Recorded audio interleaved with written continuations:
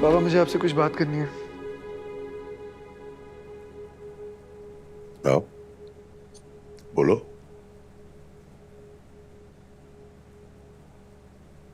बाबा मैं चाहता हूं कि आप बिजनेस में से मुझे मेरा हिस्सा दे दें। मैं अपना हिस्सा लेके अलग होना चाहता हूं और वो जो प्रोजेक्ट्स हैं उसमें से भी आप मुझे मेरा हिस्सा लेके दे दें। कैसी बातें कर रहे हो तुम? Are you in your senses? क्या गलत कह रहा हूं बाबा? आपसे अपना हिस्सा ही मांग रहा हूं और वैसे भी आपका सगा बेटा मैं ही हूं ना। राहिम तो अडॉप्टेड है। शहरोज, अपनी हद में रहो। दिमाग खराब हो गया तुम्हारा। ये क्या बकवास किए जा रहे हो तुम? क्या बात है शेरू? कुछ नहीं, बाबा से अपना हक मांग रहा हूं, वही हक जिस पे राहिम भाई अपना हक जमाए बैठे हुए। कैसी बातें कर रहे हो तुम? ठीक है, भाइयों में तलखी हो जाती है, लेकिन इसका ये मतलब तो नहीं कि तुम ऐसी बातें करो। चलो जाओ अपने कमरे में।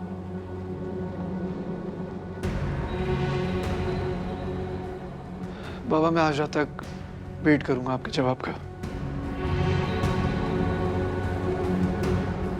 शहरोज,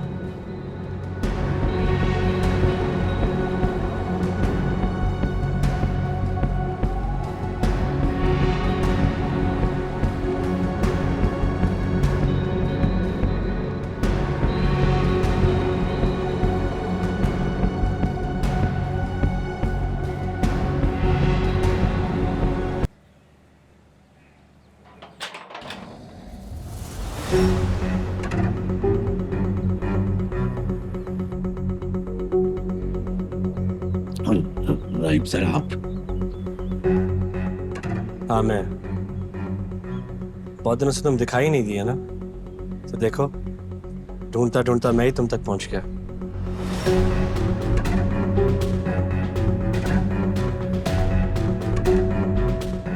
क्या हुआ शम्सी, मुझे देख के खुश नहीं हुए तुम? ये तुम्हारा रंग क्यों उड़ गया? नहीं सर, आप एकदम से इस तरह यहाँ। कौन है? राहिम सर आए। राहिम सर आप? आइए आइए, अंदर आइए ना। हमारा घर बहुत छोटा है, राहिम सर अंदर नहीं बैठ सकेंगे, हम बाहर चल के बात कर लेते हैं। दिल अमाल बड़े होने चाहिए, घर से क्या फर्क पड़ता है? जी जी आइए सर, आइए बैठिए। आइए सर, हमारे गरीब खाने को आप इज्जत लोग बख्शेंगे बैठिए, आप। चाय लेकर आते हैं। बैठिए, आ जाओ बच्चों। चलो बच्चों अंदर बच्चों, जाओ, अंदर जाओ। बाबा को जरूरी बात करनी है। बैठो शम्सी।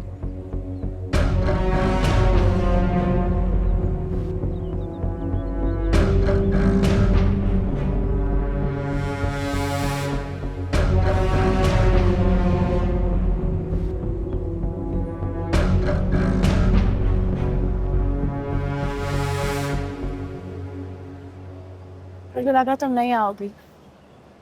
क्यों? Maybe you also hate me. तुमसे नफरत करने की कोई वजह नहीं। क्या ये वजह काफी नहीं कि मैं राहिम का मासी? इसी वजह से तो तुमसे नफरत नहीं कर सकती।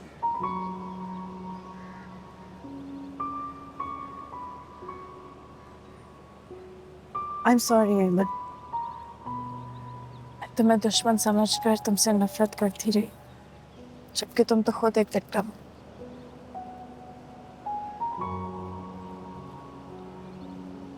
मैं सिर्फ राहिम के साथ सब कुछ ठीक करना चाहती थी, पर अपनी उस चाह में मैं इतनी आगे निकल गई कि सही गलत में फर्क भूल गई।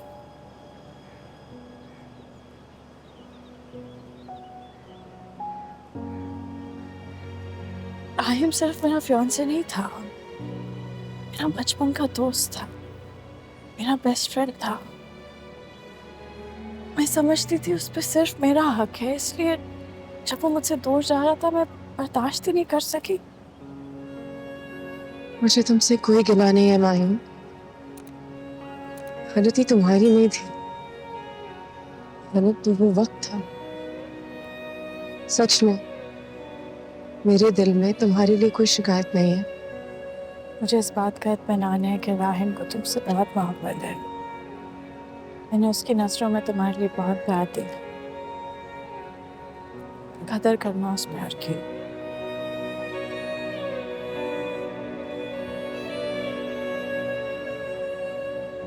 ये वो नेकलेस है जो राहिम ने मुझे दिया था, इस पर अब मेरा कोई हक नहीं। ये तुम रख लो।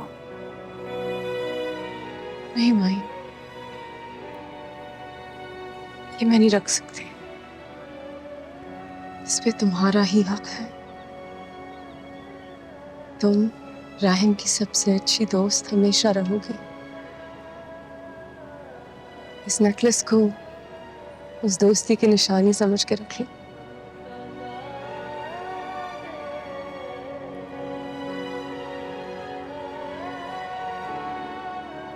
मुझे भी इसी बात का अफसोस है that I lost my best friend.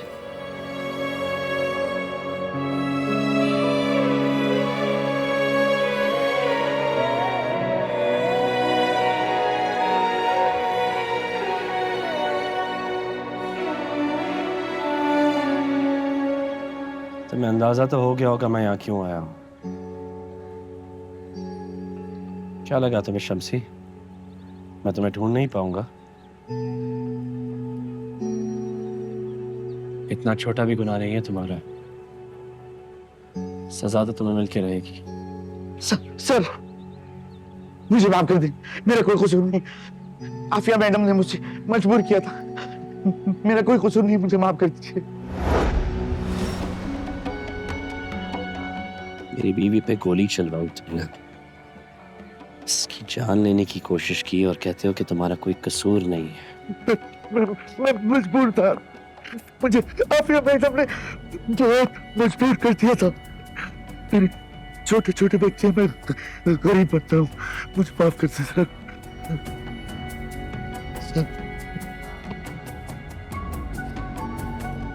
बैठो। ये जो कुछ तुम कह रहे हो,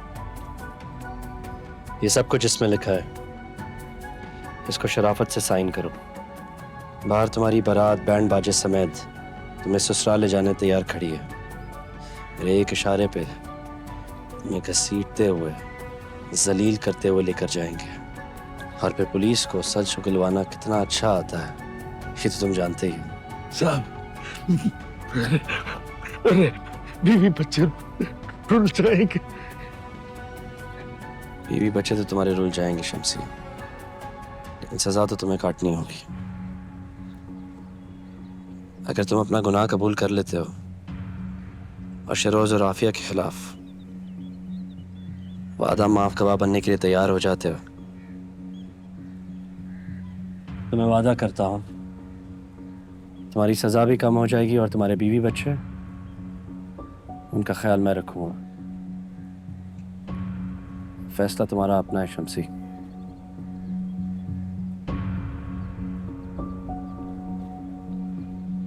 सच में राहिम सर, मुझे तो यकीन ही नहीं आ रहा कि आप हमारे घर आए।